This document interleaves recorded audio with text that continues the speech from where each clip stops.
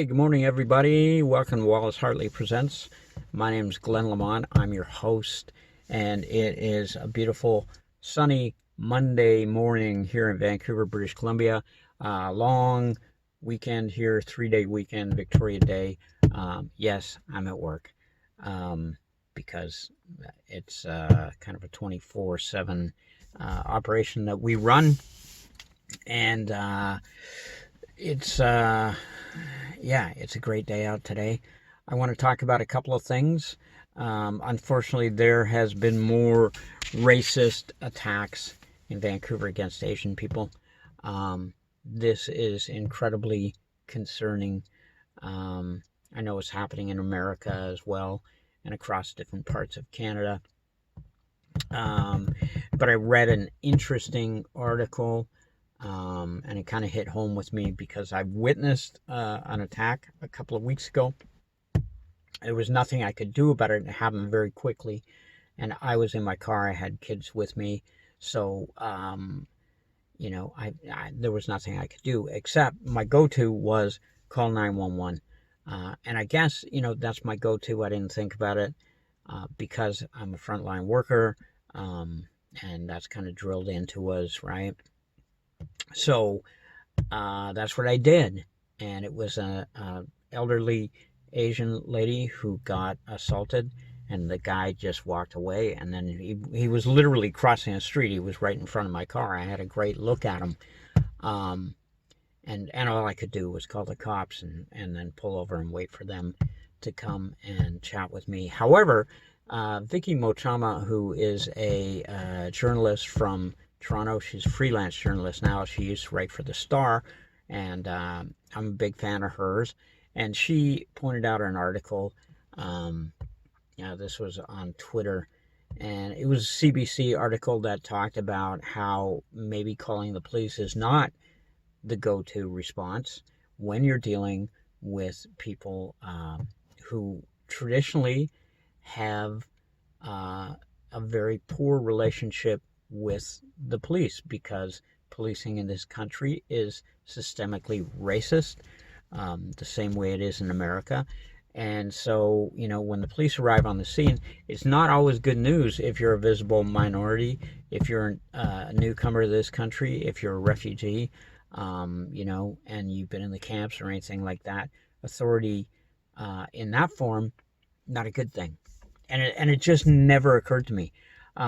So I want to say this. There is some really good resources out there if you just Google them regarding what to do, the correct response if you do witness a racist event, because it can be dangerous. I know there was just, now this happened back in April, but there was a white lady, a Caucasian lady who was trying to stick up for two Asian ladies who were being racially, abused and threatened on a bus, and she stepped in to help, and the guy ended up assaulting her, pulling her hair, punching her in the face, and then he fled the scene.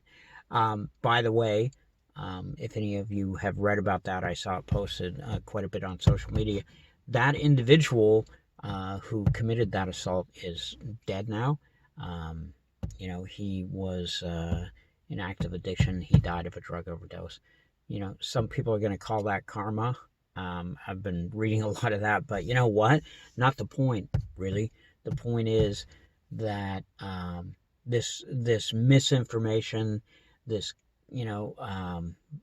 finger pointing and blaming, which comes from really the far right, and for that matter, it comes from everywhere. Who am I kidding? Not just far right. It comes from the left. It comes from liberals, so-called progressives, everyone, basically white people in general. It's pretty easy to scapegoat. That's what we've been doing a lot of during this pandemic. And rather than, sticking to the issue at hand, which is keeping people at home, keeping people safe, trying to develop vaccines, and do our best to cope and save as many lives as possible. rather than, hey, let's blame China and consequently all Asian looking people. Um, so, anyways, yeah, it was interesting. It was a good point. 911, not always the go to. Then, on the same note of policing situations, um, so last week I was downtown, and downtown is kind of a ghost town right now in Vancouver because of the pandemic, and the businesses are all closed. The business district, but there's a ton of construction going on because it's a good opportunity to get all that infrastructure and stuff downtown fixed. Well, there's no people around to annoy you. But because of that, nothing but detours everywhere I went. And my detours took me to get back to my job, took me through the downtown East Side. If you're not familiar with it, Google it. It's famous, Vancouver's downtown East Side. It's not always famous for the things, good things that it should be famous for. It's a community. I worked there for 6 years. It's near and dear to my heart. Some of the most amazing, courageous, wonderful, brilliant, talented people I've ever met live in that community and work in that community. And it gets a very bad rap. It's a very gentrified neighborhood. They're just closing in on people on all sides. There's no housing. There's a ridiculous amount of social issues down there. Don't even get me started. Anyways, so I went through the downtown East Side. One thing I witnessed was about 7 or 8 cops, one man on the ground, and he was handcuffed behind his back. And I'm like, that's a little excessive. But as it was pointed out to me by somebody in the vehicle, well, they're First Nations. I was like, right, I forgot.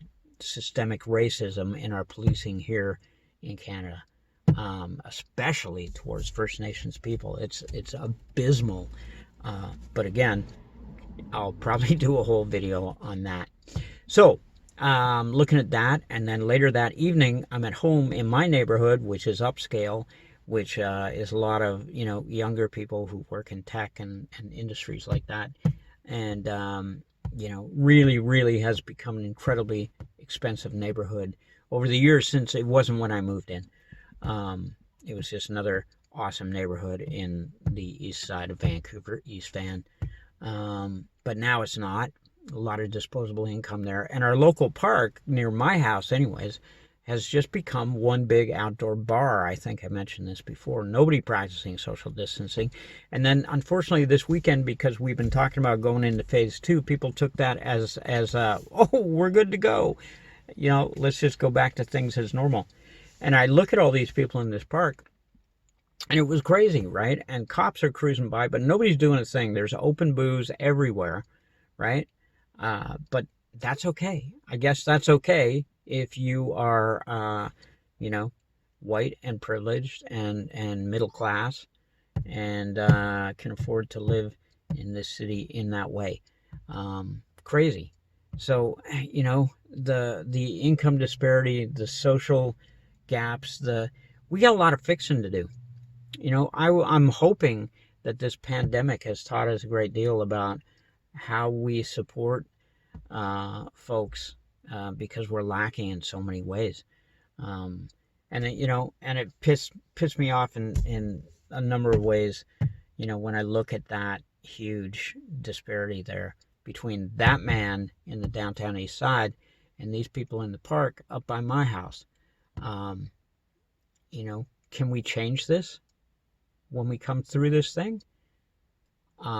Is it possible? I believe it is. I know it is in my heart. But what are going to be? All I hear about with phase 2, I hear less and less about keeping things safe and more about kickstarting our economy.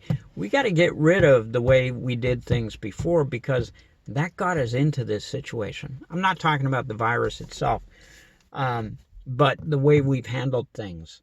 And look at America, for Christ's sake. Because of Bonehead in office down there, they could have tackled this thing a long time ago, but they didn't because of him. And then you got all these protests going on, the anti-lockdown crowd, a bunch of, crazy right-wing conspiracy people who just can't accept shit as it is. If you're a conspiracy theorist, let me tell you, reality is a hell of a lot more scary than any of the shit that you people can come up with, all right?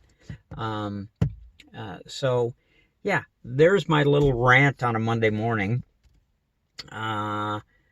And thank you for stopping by the channel, which is Wallace Hartley Presents, future home of the podcast, which we're, as far as I know, we're going to be taping this weekend, and I'll have that up and running on the channel soon.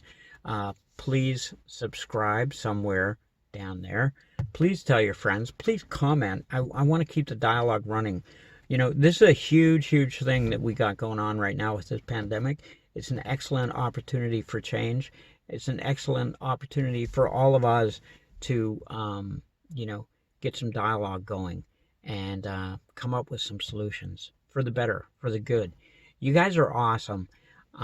Please keep coming back to this channel. Thanks for, paying attention, and please tell your friends, and let's keep this going. Have a great day. If you're off for this long weekend, if you are working and you have this extra day off, it's sunny. Try and enjoy it, but enjoy it safely from a distance, folks. That's all I'm saying. Stay home, stay safe. The channel is Wallace Hartley Presents. I'm your host, Glenn Lamont. Thanks for hanging in there. Have an awesome day. All right? Bye-bye.